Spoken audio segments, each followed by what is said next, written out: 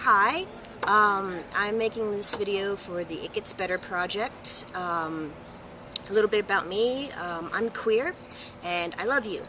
And you can't tell me that I don't, because I know me, and I know that I'm a loving person, and I love you. And I want you to hear that, and I want you to hear that just as I know myself, no one can tell you who you are and aren't.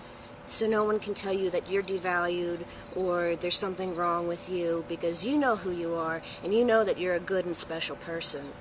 I just want to kind of talk about, dealing with what you're dealing with right now.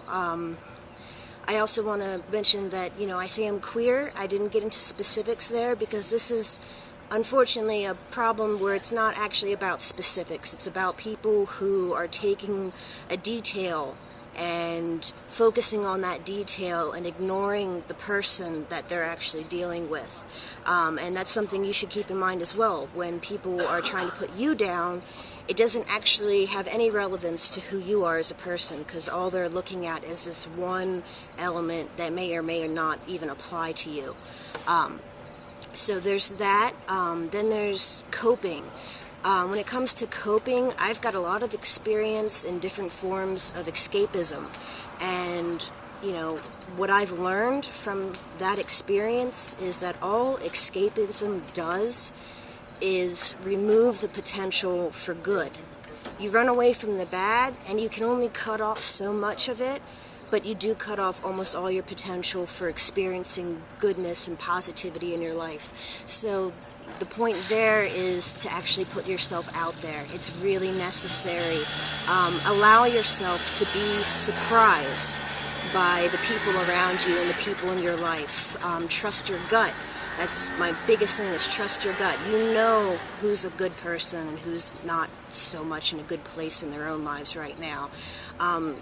At the same time, be aware of things that you might have absorbed that don't actually apply. Like, for the longest time, I was afraid to come out to my mom because of one sentence that I had heard her utter years ago, and I never bothered to follow up. I never bothered to find out if her opinion had changed or evolved, and then I finally did came out to her, and it was no big deal. It was nothing. So I had created this problem in my head because, I had absorbed all this societal stuff that no parent will ever accept a queer child and stuff like that. So allow yourself to be surprised. Trust your gut. There's a lot of people out there who do want to love you for exactly who you are, but they have to know who you are to be able to do that. So you have to put yourself out there. And there's a lot of different ways to do that. There's different levels of safety and comfortableness. It's really easy to start on the internet. The internet's just like the real world. There's going to be negative people, there's going to be positive people, but it's a little bit easier because those negative people are just one click away from no longer being in your life. You can just pass by those comments and ignore them and manage what you're listening to and the opinions you're taking in. There's a lot of resources, a lot of communities on the internet. Then there's your local community, there's your school community. A lot of these videos have been concentrating on college, but I want to tell you that college is not the only way to find your queer community. It just makes it easier because a lot of them have queer associations on campus. But there are community associations, and there's internet associations, and then there's your family, and there's the friends you'll cultivate on your own outside of school. There's people, depending on where you go to work. A good place is volunteer organizations, because people who are there volunteering their time for a better cause are obviously people who have some sort of positivity within themselves. So they're good people to associate with. So there's just a lot of options, and I just want to make the point that there are options to cultivating your life and your own experiences.